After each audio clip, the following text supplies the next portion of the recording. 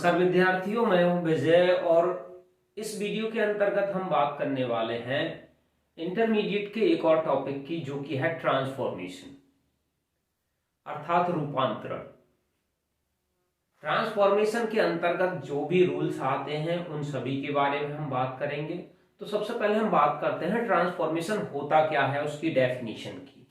Transformation की definition होती है to change the form of a sentence without altering its sense is called transformation. To change the form of a sentence, किसी वाक्य की form बदल देना, उसका रूप बदल देना, without altering its sense, उसका अर्थ बदले बिना, is called transformation. ट्रांसफॉर्मेशन कहलाता है किसी वाक्य का रूप परिवर्तित कर देना, रूप परिवर्तन, लेकिन अर्थ परिवर्तन ना करना, अर्थ वही होना चाहिए। फॉर एग्जाम्पल, अफर्मेटिव सेंटेंस दे रखा है यू आर ऑनेस्ट, तुम ईमानदार हो। यू आर नॉट डिसऑनेस्ट, तुम बेईमान नहीं हो। बेईमान नहीं हो तो इसका मतलब ईमानदार हो। दोनों का अर्थ सेम है, लेकिन दोनों का जो रूप है वो अलग अलग है। ये एक अफर्मेटिव सेंटेंस है, ये एक नेगेटिव सेंटेंस है। दोनों के रूप भिन्न है, लेकिन अर्थ दोनों के समान है। नेक्स्ट है only Rahul can solve this problem, केवल राहुल ही इस समस्या को हल कर सकता है। नेगेटिव है none but Rahul can solve this problem, Rahul के सिवाय कोई भी इस समस्या को हल नहीं कर सकता है। इसका मतलब क्या हुआ, राहुल ही कर सकता है। तो दोनों का अर्थ समान आया, लेकिन दोनों के जो फॉर्म है, वो रूप है, वो अलग अलग है। ये अफर्मेटिव है, एक नेगेटिव सेंटेंस है। एक्सक्लेमेटरी सेंटेंस दे रखा है what a big house it is, ये घर कितना बड़ा है। जब हम आश्चर्य करते हैं तो इट मीन्स यहां पे इसका अर्थ है कि घर बहुत ज्यादा बड़ा है। इसको असर्टिव में हमने लिखा it is a very big house, ये घर बहुत बड़ा है, यह बहुत बड़ा घर है। अब यहां पे हम देख रहे हैं ये एक एक्सक्लेमेटरी सेंटेंस है, ये एक असर्टिव सेंटेंस है, लेकिन दोनों का अर्थ एक ही है। तो to change the form of a sentence, किसी वाक्य की फॉर्म बदल देना, रूप बदल देना, विदाउट, बिना एल्टरिंग, बिना उसका अर्थ बदले, इट्स सेंस, इट्स सेंस, उसका अर्थ बदले बिना उसका रूप परिवर्तन कर देना, इज कॉल्ड ट्रांसफॉर्मेशन। ट्रांसफॉर्मेशन कहलाता है। तो चलिए बात करते हैं ट्रांसफॉर्मेशन में सबसे पहले interchange of affirmative and negative sentences. Affirmative से नेगेटिव में बदलना और नेगेटिव से अफर्मेटिव में बदलना, इनकी सबसे पहले हम बात करते हैं। अफर्मेटिव से नेगेटिव में बदलने के लिए कितने रूल्स हैं। तो सबसे पहले हम जो बात करने वाले हैं वो है by using opposite word. Bloom शब्द का प्रयोग करके कैसे अफर्मेटिव से नेगेटिव में हम ट्रांसफॉर्म कर सकते हैं सेंटेंसेस को। देखिए, दिस नाइफ इज ब्लंट, यह है चाकू धारहीन है। ब्लंट, धारहीन, जिसपे धार ना हो।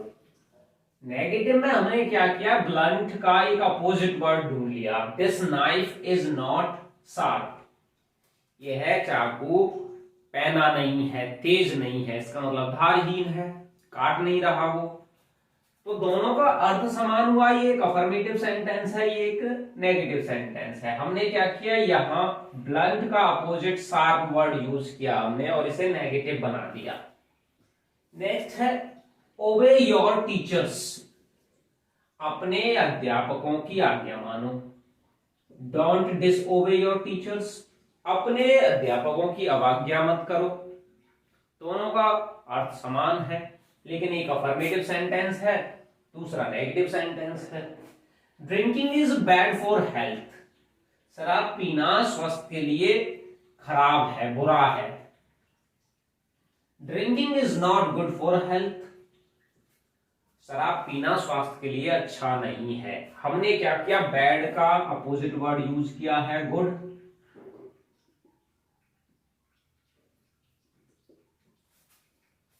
अर्थ दोनों का समान रहा, लेकिन रूप अलग अलग है। यही ट्रांसफॉर्मेशन है। अर्थ बदलना नहीं चाहिए, रूप अलग अलग होने चाहिए। इट इज इम्पॉसिबल, यह असंभव है, इट इज नॉट पॉसिबल, ये संभव नहीं है। इम्पॉसिबल का हमने अपोजिट वर्ड यूज किया। तो पहला तरीका है अफर्मेटिव और नेगेटिव को ट्रांसफॉर्म करने का by using opposite word.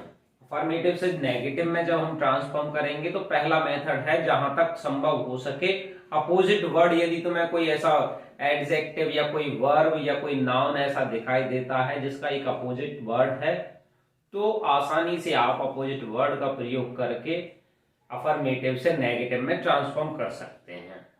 Affirmative से नेगेटिव में ट्रांसफॉर्म करने का दूसरा तरीका है ओनली या अलोन। यदि अफर्मेटिव सेंटेंस में ओनली या अलोन वर्ड का प्रयोग हुआ है तो उसके स्थान पे या तो नन बट यूज किया जाता है या नथिंग बट यूज किया जाता है। इनमें परिवर्तित करके हम उसे नेगेटिव में ट्रांसफॉर्म कर सकते हैं।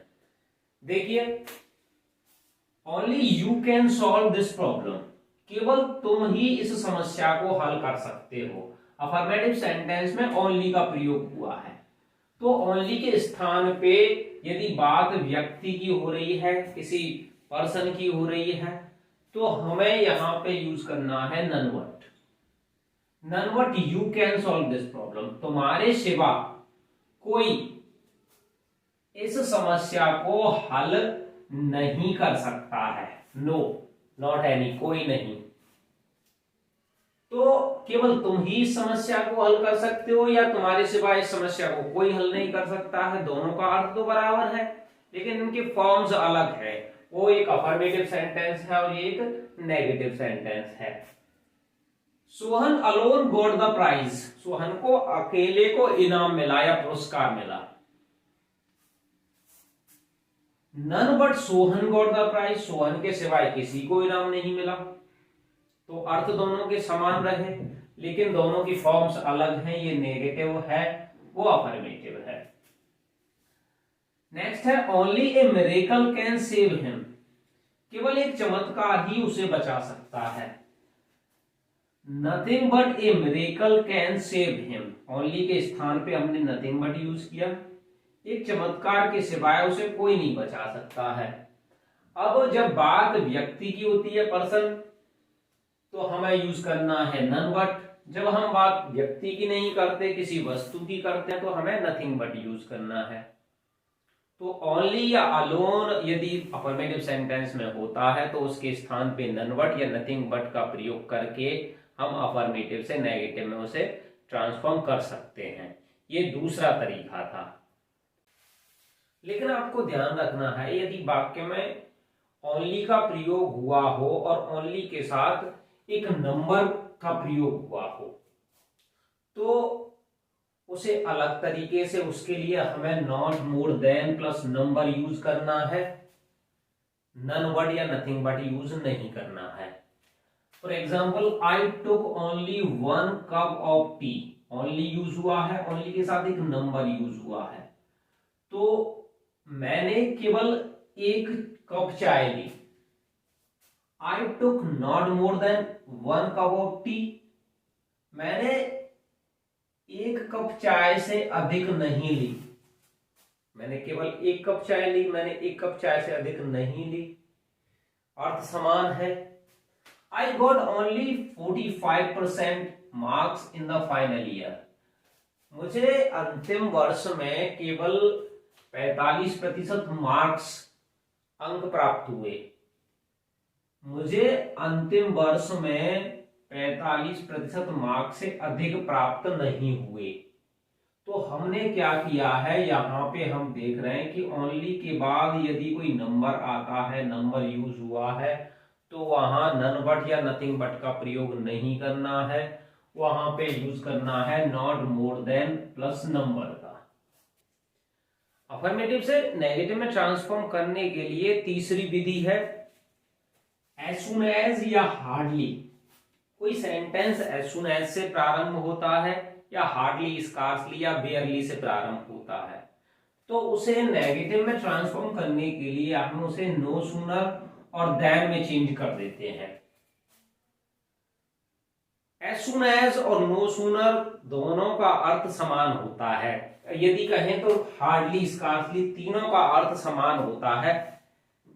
कोई कार्य हुआ, यदि कोई कार्य घटित होता है और उसके जस्ट तुरंत बाद एट द मोमेंट दूसरा कार्य घटित होता है, तो ऐसी स्थिति में हम एज सुन एज का, हार्डली का या नो सूनर का यूज करते हैं। कुछ एग्जांपल्स दिए गए हैं।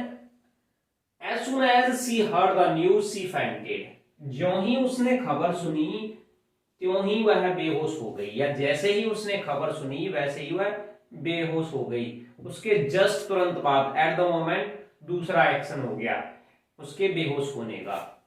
अब हमें क्या करना है, यदि अफर्मेटिव सेंटेंस में एज सुन एज या हार्डली स्कार्सली में से कोई दिखाई देता है तो हम उसे नेगेटिव में ट्रांसफॉर्म करने के लिए नो सूनर का यूज करते हैं। अब नो सूनर में हमें क्या करना है कि पहली चीज तो हमें ये ध्यान रखनी है कि नो सूनर में जो हम सेंटेंस बनाएंगे वो इन्वर्सन में बनता है। इन्वर्सन का मतलब है नो सूनर रखने के तुरंत बाद उसे इंट्रोगेटिव करना होगा। अब हमने क्या किया है, एज सुन एज के स्थान पे नो सूनर रखा, लेकिन यहां से ये वाक्य अफर्मेटिव था, यहां हमें से इंट्रोगेटिव मतलब इन्वर्सन में बनाना है तो हम इसे इंट्रोगेटिव कर देते हैं। हमने पास्ट इंडेफिनिट को यहाँ इंट्रोगेटिव बना दिया है। डिड सी यहाँ पे सेकंड फॉर्म थी, हमने यहाँ पे फर्स्ट फॉर्म रखी है। No sooner did she hear the news then she fainted. यहां पे एज सुन एज का पेयर कॉमा होता है, लेकिन नो सूनर का जो पेयर होता है वो देन होता है, THAN। इसको यदि आप ध्यान रखना चाहें तो ऐसे भी रख सकते हैं, जहां कंपैरेटिव डिग्री यूज होती है, किसी एडजेक्टिव की कंपैरेटिव डिग्री यूज होती है, वहां पे हम देन का यूज करते हैं कंजंक्शन के रूप में। अब दोनों का अर्थ समान हुआ, जैसे ही उसने खबर सुनी वैसे ही वह बेहोश हो गई, लेकिन दोनों की फॉर्मेशन अलग है। ये नेगेटिव वाली फॉर्मेशन है क्योंकि इसमें नो का यूज हुआ है, और इसमें हम इन्वर्सन का यूज करेंगे। नो सूनर का पेयर देन होता है, लेकिन एज सुन एज का पेयर कॉमा होता है, और कोई परिवर्तन हमें इसमें नहीं करना होता है। As soon as I saw him, जैसे ही मैंने उसे देखा, ही रैन अवे, वह भाग गया। एज सुन एज के हिसाब से हमने पेयर यूज किया है कॉमा, लेकिन नेगेटिव में हम यूज कर रहे हैं नो सूनर। हमने इसको इंट्रोगेटिव बना दिया क्योंकि इन्वर्सन में बनेगा। डिड आई सी हिम, सो कि हमने फर्स्ट फॉर्म यूज किया है क्योंकि इंट्रोगेटिव में हम फर्स्ट फॉर्म का प्रयोग करते हैं। देन ही रैन अवे, यहां कॉमा था, यहां पे हमें देन लगाना है। बाकी का पिछला जो सेंटेंस है वो सेम है। जैसे ही मैंने उसे देखा वह भाग गया, दोनों का अर्थ समान होगा। यदि वाक्य एज सुन एज से प्रारंभ नहीं हुआ, हार्डली, स्कार्सली या वेयरली से स्टार्ट हुआ है, तो भी हमें उसे नेगेटिव में ट्रांसफॉर्म करने के लिए नो सूनर का प्रयोग करना है। Hardly had he entered the room when the thief ran away, उसने मुश्किल से ही कमरे में प्रवेश किया था कि चोर भाग गया, या जैसे ही उसने कमरे में प्रवेश किया वैसे ही चोर भाग गया। अब ये इसने पास्ट परफेक्ट में बनाया है तो इसका इन्वर्सन हमने लगाया, इसमें भी इन्वर्सन लगता है। हार्डली, स्कार्सली, बेयरली में भी हम हार्डली, स्कार्सली और बेयरली में भी हम इन्वर्सन का प्रयोग करते हैं। नो सूनर में भी हम इन्वर्सन का प्रयोग करते हैं। तो इनमें केवल पेयर को चेंज करना है। Hardly, no sooner, had, he entered, दोनों में थर्ड फॉर्म यूज होगी क्योंकि वो पास्ट परफेक्ट में बनाया गया है। The room when the thief ran away, hardly, scarcely, बेयरली का जो पेयर होता है वो व्हेन होता है और नो सूनर का देन होता है। तो यहां पे इनके पेयर्स हम चेंज कर देंगे, दोनों में इन्वर्सन लगता है और कोई चेंजेशन हमें नहीं करना है। जो ही उसने कमरे में प्रवेश किया त्यों ही चोर भाग गया, दोनों का अर्थ समान हुआ लेकिन दोनों की फॉर्मेशन अलग अलग है। अफर्मेटिव से नेगेटिव में ट्रांसफॉर्म करने की जो चौथी विधि है वो आपके सामने है।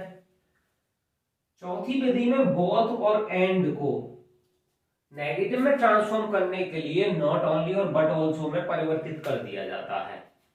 For example, both Rohan and Sohan are guilty, Rohan और सोहन दोनों दोषी हैं, दोनों गिल्टी हैं। Not only Rohan but also Sohan is guilty. ना केवल रोहन बल्कि सोहन भी दोषी है। अब दोनों का अर्थ जो है समान है, लेकिन दोनों की फॉर्मेशन अलग है। वो एक अफर्मेटिव सेंटेंस है और ये एक नेगेटिव सेंटेंस है। नेक्स्ट है both Rohit and Virat play well. Rohit और विराट दोनों अच्छा खेलते हैं। Not only Rohit but also Virat pledge well. न केवल रोहित बल्कि विराट भी अच्छा खेलता है।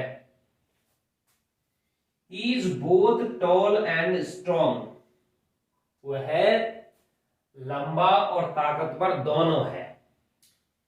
He is not only tall but also strong. वह न केवल लंबा है बल्कि ताकतवर भी है।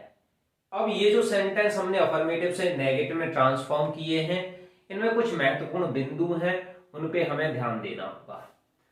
पहली बात तो इसमें दो ऑप्शन होते हैं, या तो वो सब्जेक्ट हो सकते हैं, ऑब्जेक्ट हो सकते हैं, वर्ब हो सकती हैं, एडजेक्टिव हो सकते हैं, नाउन्स हो सकते हैं, प्रोनाउंस हो सकते हैं। रोहन और सोहन इस वाक्य के सब्जेक्ट भी हैं और ये दो ऑप्शन हैं, बोथ राम एंड सोहन। पहले ऑप्शन से पहले बोथ यूज किया गया है, दूसरे ऑप्शन से पहले एंड यूज किया गया है। उसी प्रकार हमें नॉट भी, नॉट ओनली बट ऑल्सो भी यूज करना है। पहले ऑप्शन से पहले हम नॉट ओनली यूज करेंगे, दूसरे ऑप्शन से पहले हम बट ऑल्सो यूज करेंगे। तो not only Rohan but also Sohan is guilty. Not only but also में आपको ध्यान रखना है कि जो वर्ब हम लगाते हैं वो पिछले सब्जेक्ट के अनुसार यहां वर्ब लगाते हैं। यदि ये सिंगुलर है तो सिंगुलर वर्ब यूज करेंगे, यदि ये प्लूरल है तो हम प्लूरल वर्ब यूज करेंगे। लेकिन बोथ और एंड में ऐसा नहीं है, उसमें सदैव हम प्लूरल वर्ब यूज करते हैं। नॉट ओनली बट ऑल्सो में वर्ब पिछले वाले सब्जेक्ट के अनुसार प्रयुक्त होती है। Both Rohit and Virat play well. Rohit Virat, हमने यहां प्ले यूज किया है, जबकि पहला ऑप्शन रोहित था, दूसरा ऑप्शन विराट है। Both and, not only but also. प्लेज वर्ब हमने यूज किया है प्लेज, क्योंकि यहां जो सब्जेक्ट है, पिछला सब्जेक्ट सिंगुलर है, विराट है, इसलिए हमने प्लेज वर्ब यूज किए हैं, सिंगुलर की verb. Is both tall and strong. वह लंबा और ताकतवर दोनों है। इसमें दो ऑप्शंस हैं, टॉल और स्ट्रॉन्ग। अब हमने क्या किया, पहले वाले से पहले यूज किया है नॉट ओनली, तथा दूसरे ऑप्शन से पहले यूज किया है बट ऑल्सो। अफर्मेटिव से नेगेटिव में ट्रांसफॉर्म करने की पांचवी विधि है। यदि अफर्मेटिव सेंटेंस वेयर देयर से स्टार्ट होता है तो उसे नेगेटिव में ट्रांसफॉर्म करने के लिए देयर इज नो और विदाउट का प्रयोग करके हमें उसे नेगेटिव में ट्रांसफॉर्म कर देते हैं। For example, where there is will there is a way. जहां चाह वहां राह, जहां चाहत होती है वहां रास्ता होता है। अब हमें क्या करना है, सबसे पहले हमने लिखा देयर इज नो वे। पिछले वाले नाउन को आगे रखते हैं, विदाउट आगे वाला जो नाउन है उसे रखते हैं। सबसे पहले हमने क्या लिखा, there is no way, without आगे वाला नाउन विल।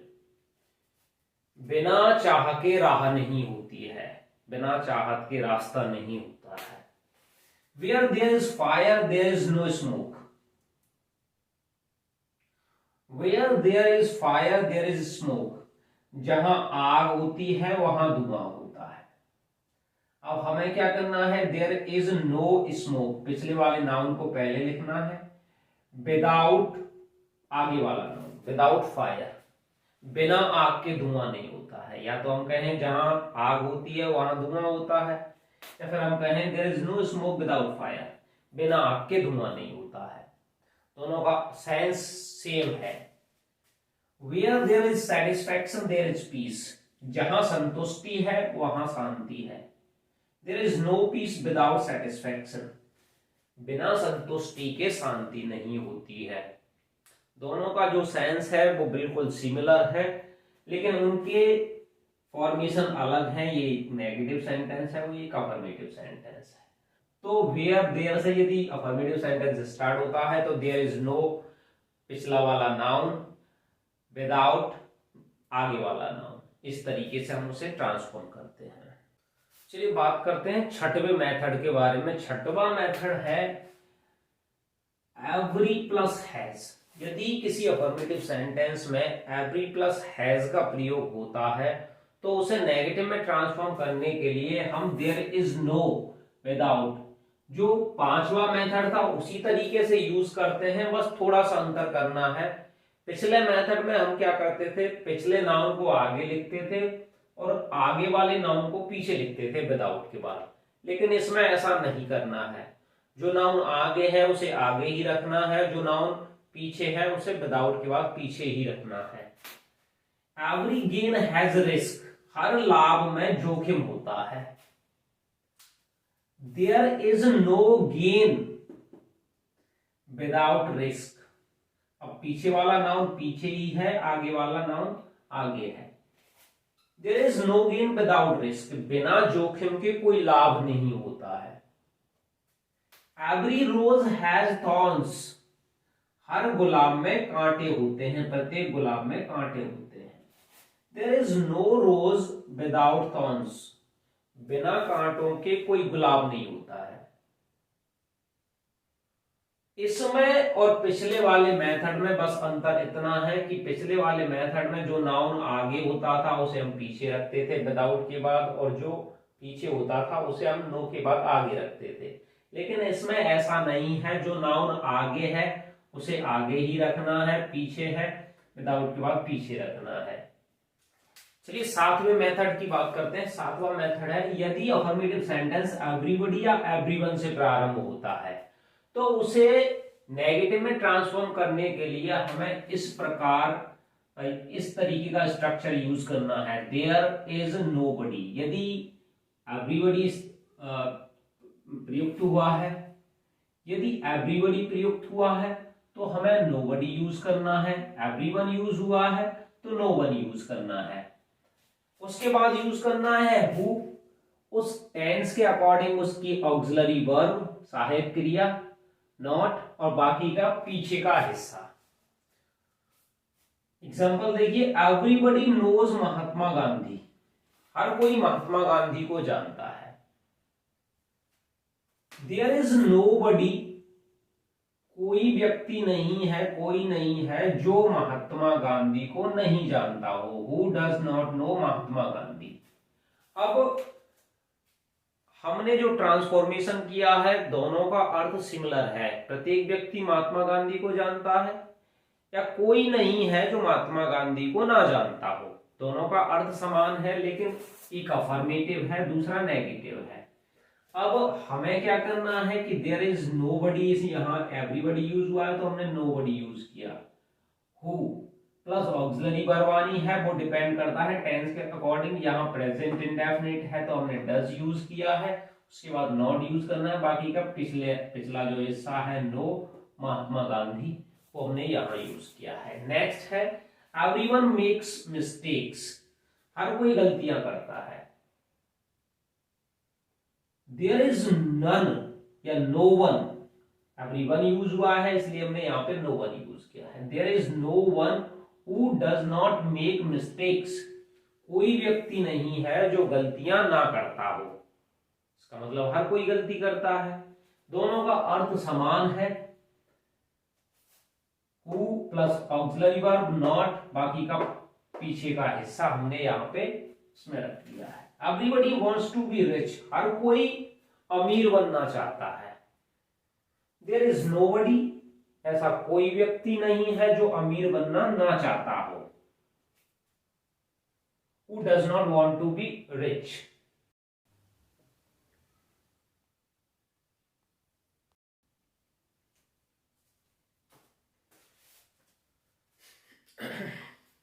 अफर्मेटिव से नेगेटिव में ट्रांसफॉर्म करने के कुछ और मेथड्स हैं, देखते हैं। अगला मेथड है by using double negative words.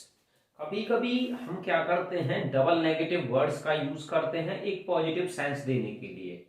एक पोएटिक डिवाइस होता है लाइटोटीज, जिसमें हम क्या करते हैं, दो नेगेटिव वर्ड यूज करते हैं, दोनों नेगेटिव वर्ड्स आपस में मिलके एक पॉजिटिव सेंस देते हैं। For example, she is wise, या तो हम इसे अपोजिट वर्ड का यूज करके बना लें, सी इज नॉट फुलिश, वह बुद्धिमान है, वह मूर्ख नहीं है। या फिर हम कभी कभी हम क्या करते हैं, सी इज नॉट विदाउट विजडम, इस एडजेक्टिव को एब्स्ट्रैक्ट नाउन बना देते हैं।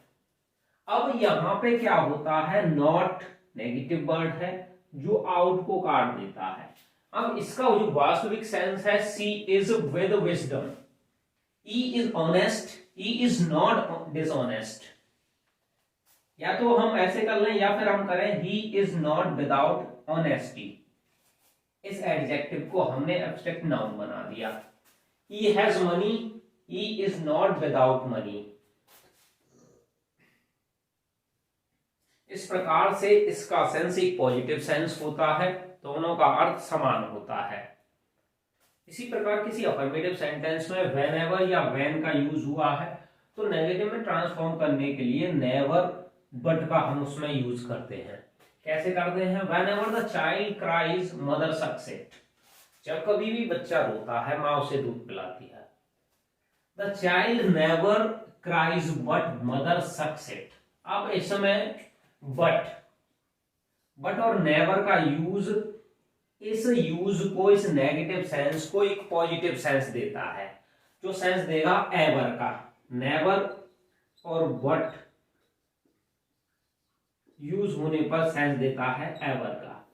जब कभी बच्चा रोता है तो माँ उसे दूध पिलाती है।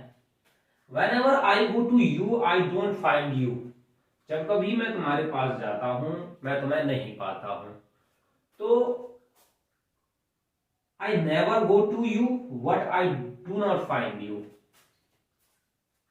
मैं कभी तुम्हारे पास जाता हूं मैं तुम्हें नहीं पाता हूं। इस प्रकार से भी हम अफर्मेटिव से नेगेटिव में ट्रांसफॉर्म करते हैं, जो कि एक पोएटिक डिवाइस है लाइटोटीज का प्रयोग करके, दो नेगेटिव वर्ड्स का प्रयोग करके।